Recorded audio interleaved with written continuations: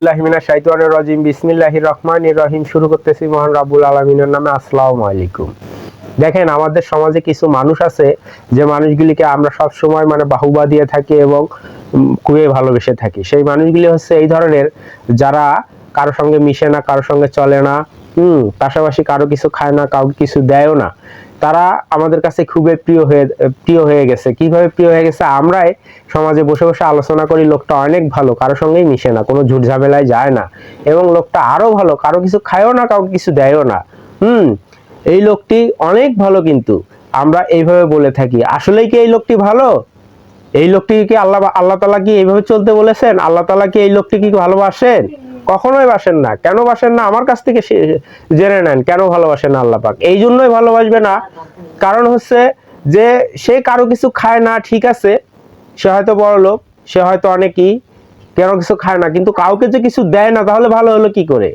আর সব থেকে বড় কথা হচ্ছে মানুষের সঙ্গে মিশতে হবে, ঘুরতে হবে, মানুষকে ভালো উপদেশ দিতে হবে, মানুষের কাছ থেকে ভালোটা নিতে হবে, এবং আমার ভালোটা মানুষকে দিতে হবে। তো ও তো মানুষের সঙ্গেই মিশে না, তাহলে ও কিভাবে নিল আর কিভাবে দিল? এ কি করে ভালো হইলো? একটি উদাহরণ দেখেন, হাদিসে একটি উদাহরণ আসছে এরকম, যে এক লোক আল্লাহওয়ালা ছিলেন, কিন্তু পুরো এলাকাটা তার ছিল পাপে পাপাচারে লিপ্ত ছিল, এবং ওই এলাকায় আল্লাহর নাম নেওয়ার মতো আর কোনো লোক ছিল না। তবে যুগে যুগে বিভিন্ন হাদিস প্রমাণ করে, যুগে যুগে অনেক গল্প আমরা শুনে এসেছি যে এই রকম, যদি কখনো কোনো এলাকা পাপে পাপাচারিতে লিপ্ত হয়ে যায় এবং ওই এলাকায় যদি আল্লাহকে না ডাকার লোক আর না থাকে, তখন আল্লাহ পাক নাকি ওই এলাকাটাকে ধ্বংস করে দেয়। এটা যুগে যুগেই আল্লাহ তাআলা করে আসছেন। তো এইরকম একটি এলাকা আল্লাহর নাম ভুলে গেছিল, সেই এলাকার উপরে আল্লাহ খুবই রাগান্বিত ছিল এবং ফেরেশতাদেরকে ডাক দিয়ে বললো যে ওই এলাকাটাকে ধ্বংস করে দাও, তোমরা যাও, দ্রুত গতিতে গিয়ে এলাকাটাকে ধ্বংস করে দাও। তখন ওই ফেরেশতারা ওই এলাকায় চলে গেল আল্লাহর হুকুম পেয়ে।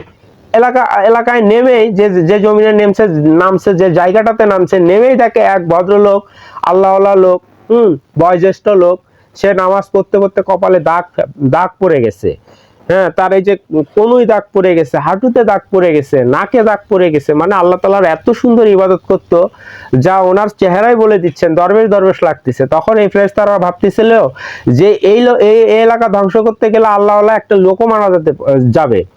তাই তারা দ্রুত গতিতে আবার আল্লাহর কাছে ফেরত গিয়ে আল্লাহকে জানানোর আগে আল্লাহ বলতেছে যে তোমরা কেন আসছো আমি জানি, তোমরা এই জন্য আসছো যে ওখানে আমার এক ভক্তকে তোমরা পাইছো, ওখানে আমার এক প্রিয় বান্দাকে পাইছো, যার জন্য তোমাদের মায়া লাগছে। ব্যাপারটা এইরকম। তো তখন বললো যে জি আল্লাহ পাক, আপনি তো সর্বজানেওয়ালা, সবই জানেন, তা আমরা এখন কি করব? তখন আল্লাহ পাক বললো যে আমি আমার কথাতেই অটুট, আমি যা জানি তোমরা তা জানো না, এখনই যাও এবং এবার গিয়ে ওর বাড়িটা থেকে শুরু করো এবং ওকে আগে ধ্বংসলীলা চালাও ওর উপরে, আর ওর বাড়ি থেকে শুরু করে পুরো এলাকাটাকে ধ্বংস করে দাও। তখন ফেরেশতারা বললো যে এমন কেন আল্লাহ? তখন ফেরেশতাদেরকে উত্তরে জানালেন আল্লাহ পাক যে দেখো, আমার দয়াল আল্লাহ জানালেন যে দেখো, ওই লোকটি সারা জীবন শুধু নিজেই নিজেকে সেভ করে গেছে, নিজেই সব সময় ইবাদত করে গেছে, আবার নিজেই জান্নাত পাওয়ার আশায় শুধু একাকী ইবাদত করে গেছে, কিন্তু ওর আশেপাশে যে সবাই খারাপ কাজে লিপ্ত হয়ে গেছে, খারাপ কাজ করতেছে, মানুষ যে ধ্বংসের দিকে চলে যাচ্ছে, মানুষ যে জাহান্নামের দিকে চলে যাচ্ছে, হ্যাঁ, ও কখনোই ফিরে তাকায় নাই, কাউকে কোনোদিন ভালো জ্ঞান দান করেনি। ও যদি জ্ঞান দান করতো, তাহলে আজকে অন্তত পুরা এলাকা না হলে 2 জন 4 জন 5 জন হলেও তো ইমানদার থাকতো ওর মতো। কিন্তু ও তো এটা করেনি, ও শুধু নিজেকেই সেভ করে গেছে। তা আমি এই যে নিজে স্বার্থপরতা ইবাদতের লোকদেরকে আমি দেখতে পারি না, যে নিজে নিজে ইবাদত করে, নিজে নিজে জান্নাতে যেতে চায়, আর মানুষকে কখনো সাহায্য করে না, ভালো কথা বলে না, আমি তাকে সহ্য করতে পারি না। তাই ওকে দিয়েই শুরু করে দাও। তাহলে আমি উদাহরণটা এই জন্য দিলাম ভাই, আপনারা এখন এই উদাহরণটা মিলায় দেখেন তো, ওই লোকটি কি করে ভালো হতে পারে? কারো সঙ্গে মিশে না, কারো কিছু খায় না, কাউকে কিছু দেয় না, এই লোকটি ভালো। আর এই লোকটিকে বাহুবা আপনারা দিয়ে থাকেন, এমনকি চার হোটেলে বসে বসে বলেন যে অমুক লোকটা ভালো। মহল্লার কোনো এক মোড়ে আড্ডা দিচ্ছেন, সেখানে বসে বসে বলতেছেন ওই লোকটি খুবই ভালো, যখন কিনা আপনাদের সামন দিয়ে যায় লোকটি নির্ভেজাল, খুবই ভালো, কারোর সাথে মিশে না, কাউকে কিছু দেয় না, কারো কিছু খায়ও না, এ কখনো ভালো হতে পারে না। আর আমি বলতেছি, এই ভিডিওটা যদি ওই ধরনের লোকরা দেখে থাকেন, আপনার কাছে চলে গেছে ভাগ্যক্রমে, আপনি দেখতেছেন, তাহলে নিজেকে শুধরায় নেন এই ভিডিও দেখার পর থেকে, না হলে তো আপনি আপনার নিজের পায়ে নিজেই কুড়াল মারবেন। নিজেকে ঠকিয়ে ফেলছেন, আপনি কখনোই জান্নাতে যেতে পারবেন না। আপনি মানুষের কাছে আসেন, মানুষের সঙ্গে মেশেন, মানুষের কিছু খান এবং মানুষকে খাওয়ান, সমাজে আপনি মিলে যান, একজন মানুষ আরেকজন মানুষের সঙ্গে মিলে যান, মিলে মিশে একাকার হয়ে যান এবং কোনো ভেদাভেদ সৃষ্টি না করেন এবং আপনারা মানুষকে উত্তম পন্থায় ভালোবাসেন এবং ভালো জ্ঞান দেন, যতটুকু আপনার জানা আছে ততটুকু দেন, নামাজের দাওয়াত দেন, ইসলামের দাওয়াত দেন, আপনি ভালো কাজ করেন যদি আপনার কাছে ভিডিওটা যেয়ে থাকে।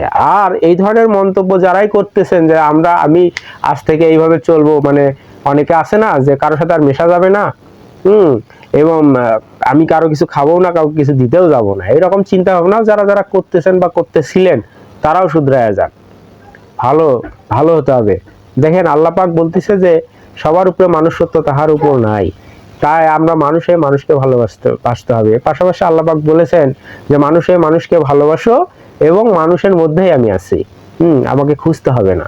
তা আপনি আল্লাহকে পেতে গেলে প্রথম রাস্তায় হলো মানুষকে ভালোবাসতে হবে, মানুষকে ভালোবাসতে হবে, তাহলে না আল্লাহকে পাবেন আপনি। তো মানুষকে যদি না বাসেন তাহলে আল্লাহকে পাবেন কি করে বলেন তো?